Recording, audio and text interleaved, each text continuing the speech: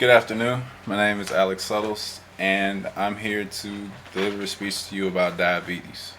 Now, diabetes is a very common disease, and I know you probably have family members who have been affected by it, or maybe coworkers, or maybe you've just seen someone walking around with the insulin pump or something like that, and not really understood, what the disease was, what causes it, some prevention methods or ways to make it better. This disease has personally affected me.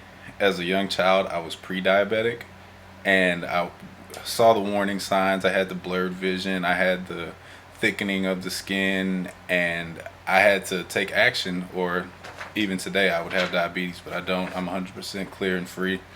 I have a long family history of it.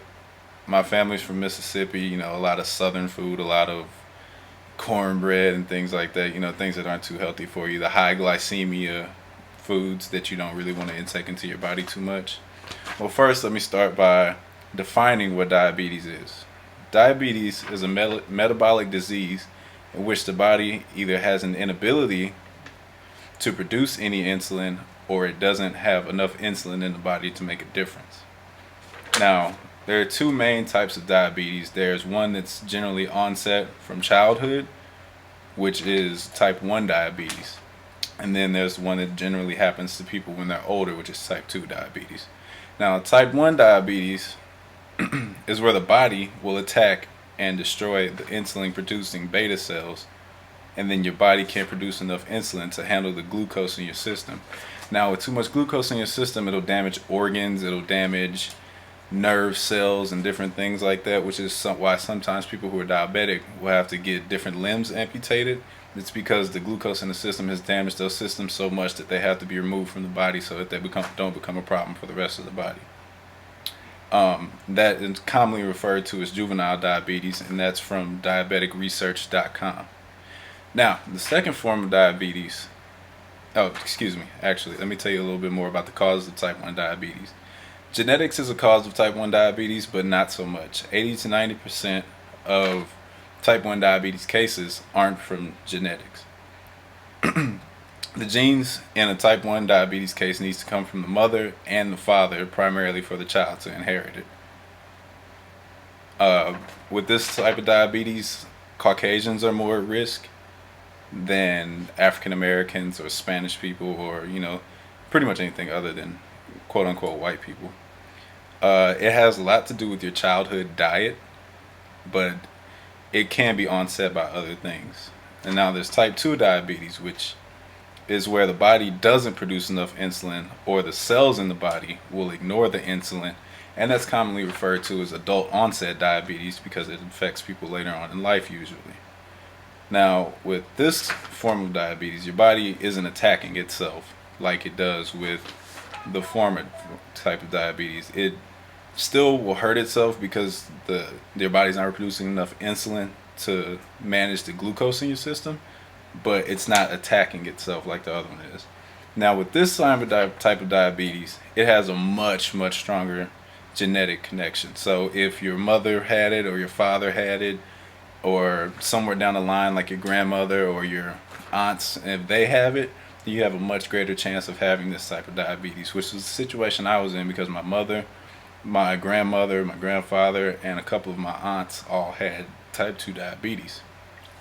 And type 2 diabetes has to do a lot with your lifestyle choices. So if you're a person that's not very active, if you eat a lot of food that's not good for you, high glycemia foods, you're not intaking a lot of vegetables and fruits, and not intaking a lot of fiber and exercising, then you put yourself at a greater risk for it. So obesity would be the main cause of it, and obesity is caused, by a lack of activity and a lot of eating the wrong type of foods. 58% of all cases of type 2 diabetes could have been prevented with diet and exercise. So over half the cases that you see could have been stopped just by a proper diet and some exercise.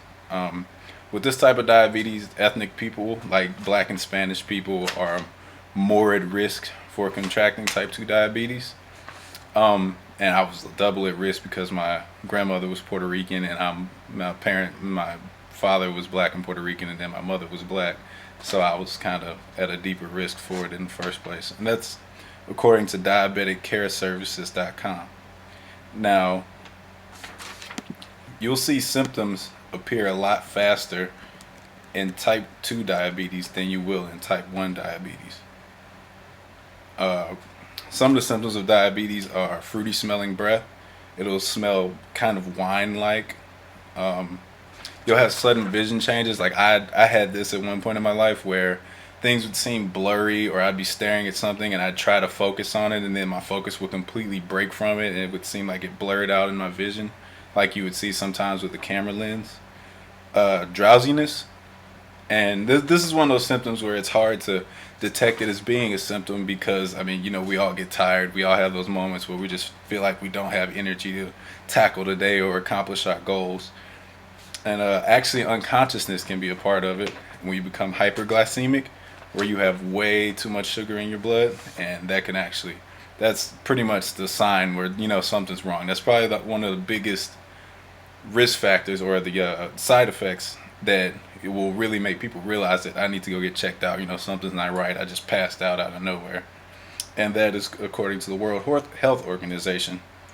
Um, Also, a couple facts about diabetes. Diabetes related deaths are projected to increase 50% in the next 10 years. And if you pay attention to it, you can see the causes all around. It's becoming more of a digital age. Children aren't playing outside as much. They're inside, they're playing on their Xboxes and their iPads and things of that nature. So we can help save lives and save limbs and save people from having this lifestyle by just changing who we are a little bit. Type 2 diabetes accounts for 90% of diabetes around the world. That'd be the adult onset one, the one that's primarily caused by diabetes, the overeating and the not exercising. And there's also a third type of diabetes. It's an inherited diabetes. It's called gestational diabetes. And it's hyperglycemia, and it's recognized at birth. So you'll notice it once you're a baby, once you've just given birth. That's when they'll be able to pinpoint that a child has it or that you has it. One thing a lot of people don't know is diabetes can actually make you blind, uh, because it damages nerve cells. It damages nerve cells that attack tissue, and that's why you need the insulin in your blood to regulate all that. And that's why you'll see people with the pumps, and you'll see people with the shots, and things of that nature.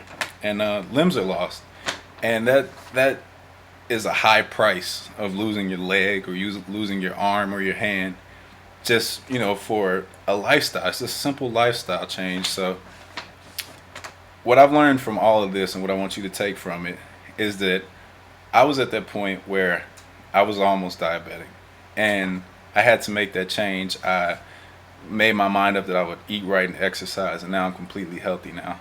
So we can help kill diabetes. We can help get rid of it. We can eradicate it pretty much from the world if we would just change our lifestyles. Thank you for listening.